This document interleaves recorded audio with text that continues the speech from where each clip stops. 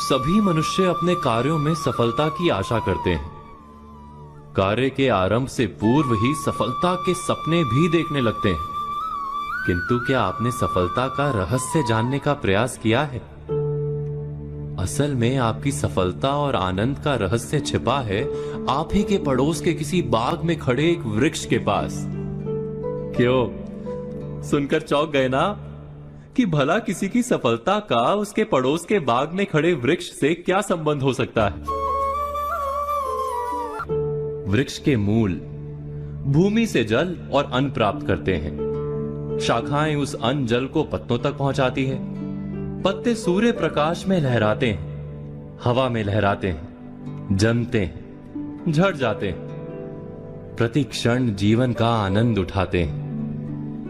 किसी वर्ष फल लगते हैं तो किसी वर्ष नहीं लगते, किंतु वृक्ष को फलन की चिंता में कभी उदास देखा है क्या? वृक्ष का प्रेम जीवन से जुड़ा है। जीवन का कार्य ही वृक्ष का सुख है। भूमि का अंधकार और सूर्य का प्रकाश, अन्न जल का आवागमन, पवन का नृत्य, यही वृक्ष का आनंद है।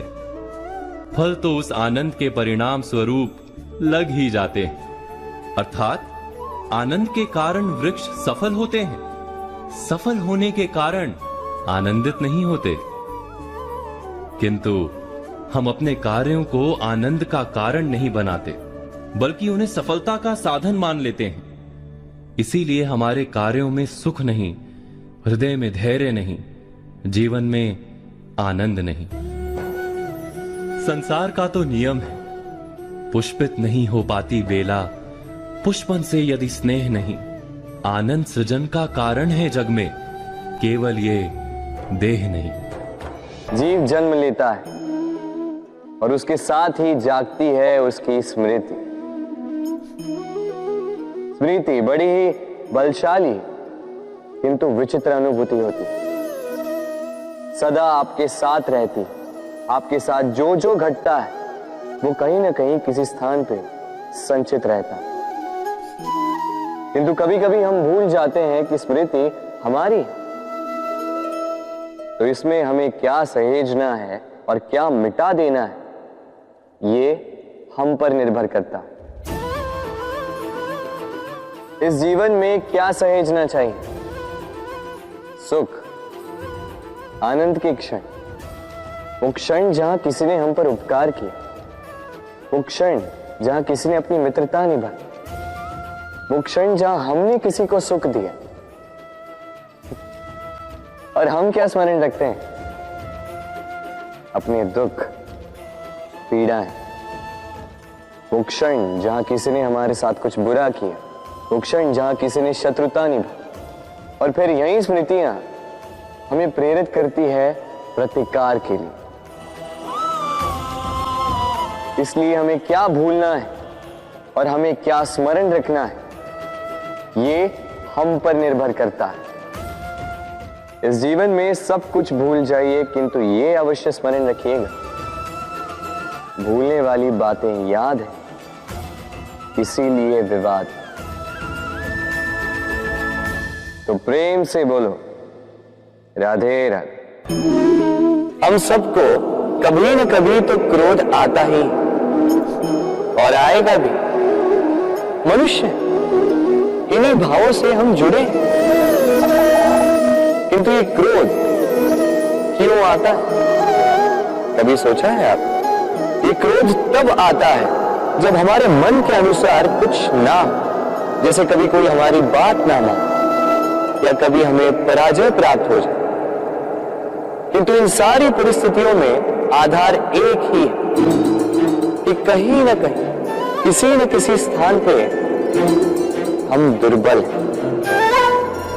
क्रोध जन्म लेता है हमारी दुर्बलता से और फिर वो हमारी सबसे बड़ी दुर्बलता बन जाता है। यदि क्रोध को वश में ना रखा जाए तो भ्रम जन्म लेता।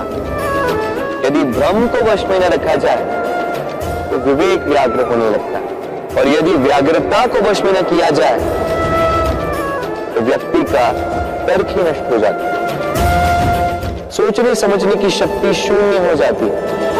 और फिर उस व्यक्ति का पतन हो जाए। इसलिए अपने क्रोध पर वश रखें और अपने मन को शांत होने के लिए करें। राधे राधे। संसार में सबसे अधिक पवित्र माना जाता है गंगा जल को। कभी सोचा है क्यों? क्योंकि गंगा जल का आविर्भाव ही शुद्ध होता है, उसका जन्म शुद्ध होता है, जहां से उसका प्रारंभ होता है वो शुद्ध होता है। और प्रारंभ का शुद्ध होना अति आवश्यक है। हमारे जीवन में प्रारंभ होता है हमारे विचार से। अपने विचार शुद्ध रखें, क्योंकि इन विचारों से बनते हैं आपके शब्द। आपके शब्द शुद्ध रखें, क्योंकि इन शब्दों से आपके कार्य संपादित होते हैं। आपके कार्य शुद्ध रखें, क्योंकि ये कार्य बनाते हैं आपका स्वभाव। स्वभाव से बनती हैं आपकी आदतें, और आदतों से बनता है आपका चरित्र। और ये चरित्र संसार के समक्ष आदर्श के रूप में आता है। तो विचार से आदर्श तक की ये यात्रा शुभ तभी होगी जब आपके विचार शुभ होंगे। तो इस संसार में, इस जीवन में आपके विचार शुभ रखें, शुद्ध रखें। आपका मन प्रसन्न होकर बोलेगा। राधे राधे। तो आज की बातों पर विचार कीजिए और आने वाले कल की प्रतीक्षा कीजिए।